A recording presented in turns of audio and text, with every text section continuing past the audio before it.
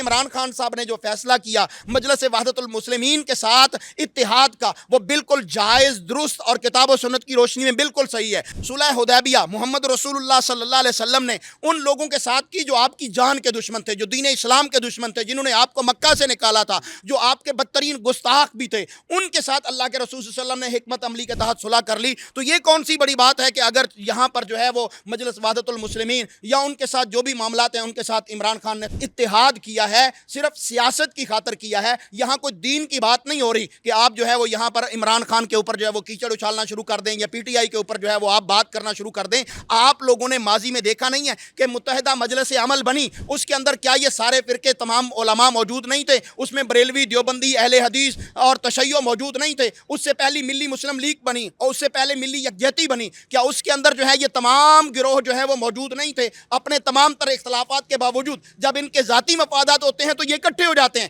اس وقت پاکستان کے اندر اللہ کی قسم ہے نہ اہل حدیث کا مسئلہ ہے، نہ بریلوی، نہ دیوبندی، نہ شیعہ کا مسئلہ ہے، پاکستان کی وحدانیت کا مسئلہ ہے، پاکستان کی بقا کا مسئلہ ہے۔ اس وقت کوئی سنی، شیعہ، بلوچی اور سندھی، پنجابی یا پٹھان جو ہے اس کی بات نہیں ہے، اس وقت پاکستانی قوم کی بات ہے۔ اور ان قوم کے اندر اگر کوئی ہندو بھی پاکستان بچانے کے لیے عمران خان کے ساتھ کھڑا ہوگا تو ہم اسے بھی اپنے سینے سے لگائیں گے۔ اگر کوئی اس ملک کے اندر رہنے والا کرسچن جو ہے وہ پاکستان تحریک انصاف کے نظریے، عمران خان کے نظریے کے ساتھ کھڑا ہوگا تو ہم اسے بھی سینے سے لگائیں گے، کیونکہ وہ بھی میرا پاکستانی ہے، اس کے بھی حقوق ہیں۔ بسم اللہ الرحمن الرحیم، میں ہوں عمران علی خان۔ تمام جماعتیں اپنے اپنے طور پر حکومت سازی کے لیے کوشش کر رہی ہیں۔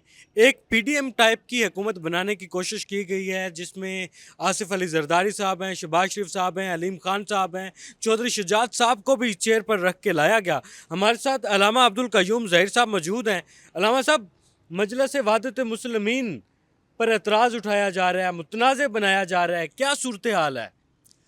بسم اللہ الرحمن الرحیم، ایاک نعبد و ایاک نستعین۔ پاکستان اپنی 76 سالہ تاریخ کے بدترین دور سے گزر رہا ہے، اور پاکستان میں اس وقت جو خوف اور جبر کے سائے ہیں یہ طویل تر ہوتے چلے جا رہے ہیں، جبکہ انہیں کبھی تو ختم ہونا ہے، اور میں سمجھتا ہوں کہ اسے بہت جلد ختم ہو جانا چاہیے۔ جب جیسے ختم ہوں گے پاکستان اپنی اصل شاہراہ پر، اصل راستے پر آئے گا۔ پاکستان تحریک انصاف کے تمام آپشن جو ہے وہ تقریباً بند کر دیے گئے طاقتوروں کی طرف سے۔ تو جب عمران خان صاحب سے اس کی پارٹی کا سمبل چھین لیا گیا، بھرپور کوشش کے باوجود بھی قاضی فائز عیسیٰ صاحب نے اس کو واپس نہیں کیا، اور پاکستان تحریک انصاف جو پاکستان کی سب سے بڑی پارٹی ہے، لارجسٹ پارٹی ہے، جو پاکستان کی چاروں صوبوں کی امنگ ہے، اس پارٹی سے جب اس کو انتخابی نشان کہیں جو ہے وہ بلہ کی جگہ پر کھیرا دے دیا، کہیں پر بیٹ کی جگہ پر آپ نے جو ہے وہ چارپائی دے دی، کہیں پر آپ نے اسے گھڑیال دے دیا، مختلف نشانات دے دیے، تو قوم کے لیے مشکل ہو گیا فیصلہ کرنا۔ لیکن اس کے باوجود پوری قوم نے جو ہے وہ اتنا زبردست عمران خان کو سپورٹ کیا ہے کہ پاکستان تحریک انصاف کے ووٹ آج تک بھی گنے نہیں جا رہے، کیونکہ الیکشن کمیشن جو ہے وہ بدنیت بھی ہے اور وہ ملا ہوا بھی ہے۔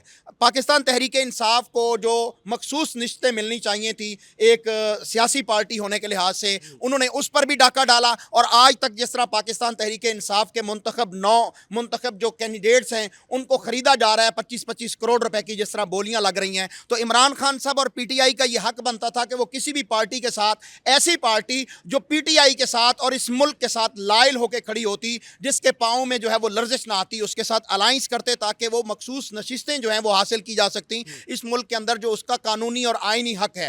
تو باقی تمام غور و فکر کے بعد جب باری آتی ہے مجلس وحدت المسلمین کی، مجلس وحدت المسلمین کے ساتھ مجھے ہزاروں اختلافات ہو سکتے ہیں، پاکستانی قوم کو لاکھوں اختلافات ہو سکتے ہیں اور ہیں بھی اور ہونے بھی چاہیے، لیکن اس کے باوجود انہوں نے جس طرح جو ہے وہ 10 اپریل یا 9 اپریل کے بعد جس طرح پی ٹی آئی کا ساتھ دیا ہے وہ لازوال ہے اور بڑا ہی کامیاب ہے۔ جب عمران خان صاحب نے پاکستان میں جیل بھرو تحریک کا آغاز کیا تو مجلس وحدت المسلمین کا سربراہ جو ہے وہ خود گرفتاری دینے کے لیے چلا گیا۔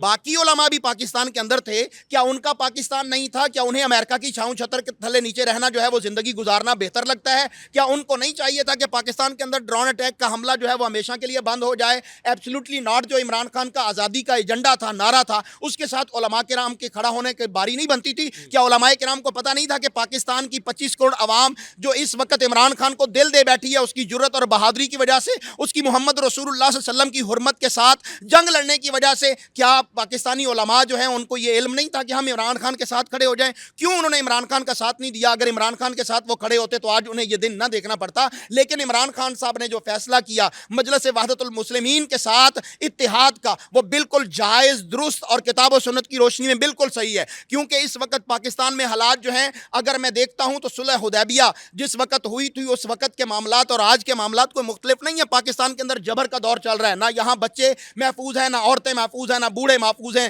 نہ پاکستان کی چادر و چار دیواری کا تقدس محفوظ ہے. یہاں پر بے گناہوں کو جیلوں میں ڈالا جاتا ہے اور ان کی ضمانتیں تک نہیں ہوتی. تو پاکستان کے اندر پھر ایسے بندے کو چاہیے تھا نا جو نظریے کے ساتھ کھڑا ہو جاتا، جس کو پھر خریدا نہ جا سکتا یا جس کو بہکایا نہ جا سکتا. تو مجلس وحدت المسلمین کے جو سربراہ ہیں انہوں نے پاکستان تحریک انصاف کے سربراہ جناب عمران خان صاحب سے جس طرح اڈیالہ جیل میں جا کے ملاقات کی ہے وہ بھی ایک بہادری کی بات ہے. میں ہزارہا اختلاف رکھتا ہوں لیکن اس کے باوجود کہتا ہوں کہ یہ اتحاد بالکل ٹھیک کیا گیا ہے. عمران خان کے پاس اس کے علاوہ کوئی آپشن نہیں تھا. جماعت اسلامی جو اپنے آپ کو بڑا جو ہے وہ سمجھتی ہے، لیکن اس کے باوجود جب عمران خان صاحب نے ان کے ساتھ اتحاد کرنے کی باری آئی تو وہ بھاگ گئے، کیونکہ وہ کسی اور گروپ کے اندر ہوتے ہیں. وہاں سے وہ جن کے بی ٹیم ہے وہاں سے ان کو ہمت ہی نہیں ہے کہ ان کے خلاف جا سکیں.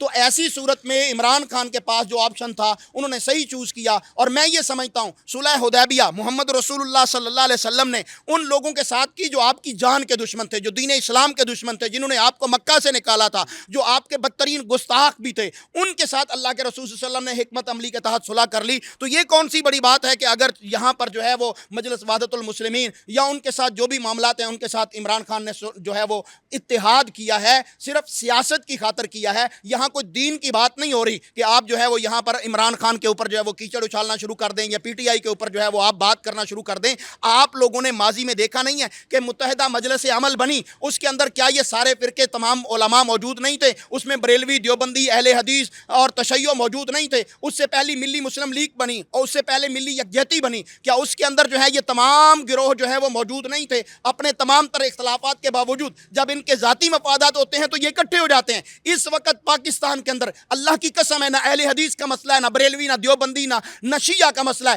پاکستان کی وحدانیت کا مسئلہ ہے، پاکستان کی بقا کا مسئلہ ہے. اس وقت کوئی سنی، شیعہ، بلوچی اور سندھی، پنجابی یا پٹھان جو ہے اس کی بات نہیں ہے. اس وقت پاکستانی قوم کی بات ہے. اور ان قوم کے اندر اگر کوئی ہندو بھی پاکستان بچانے کے لیے عمران خان کے ساتھ کھڑا ہوگا تو ہم اسے بھی اپنے سینے سے لگائیں گے. اگر کوئی اس ملک کے اندر رہنے والا کرسچن جو ہے وہ پاکستان تحریک انصاف کے نظریے، عمران خان کے نظریے کے ساتھ کھڑا ہوگا تو ہم اسے بھی سینے سے لگائیں گے، کیونکہ وہ بھی میرا پاکستانی ہے، اس کے بھی حقوق ہیں. اس وقت جو بات کرنے کی ہے وہ یہ ہے کہ مسلم لیگ نون، میں مذہبی جماعتوں سے تمام سے مخاطب ہوں، فضل الرحمان سے، مفتی منیب الرحمان سے، پروفیسر ساجد میر سے، علامہ ابتسام الہی ظہیر سے اور دیگر جماعتوں سے کہ اس وقت پاکستان کے سب سے بڑے صوبے 12 کروڑ عوام کے اوپر جو ہے وہ مریم نواز کو جو ہے وہ وزیر اعلیٰ بنانے کی بات ہو رہی ہے. تو مذہبی جماعتوں کو کھڑا ہونا چاہیے. صحیح البخاری کی حدیث ہے، اللہ کے رسول صلی اللہ علیہ وسلم نے فرمایا وہ قوم کامیاب نہیں ہو سکتی جو اپنی سربراہ کسی عورت کو بنا لیتی ہے. تو اس وقت ساجد میر صاحب آپ کا امتحان ہے، آپ اتحادی ہیں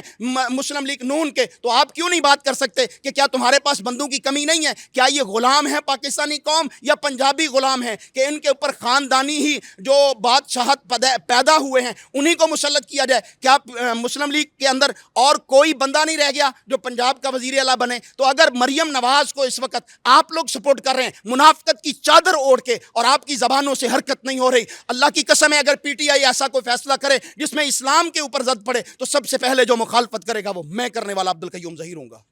چلیں جی، علامہ عبدالقیوم ظہیر صاحب ہمارے ساتھ موجود تھے. بڑے دبنگ انداز میں انہوں نے اس فیصلے کو ڈیفینڈ کیا اور اس پر بات کی. فی الحال اجازت دیں، اللہ حافظ.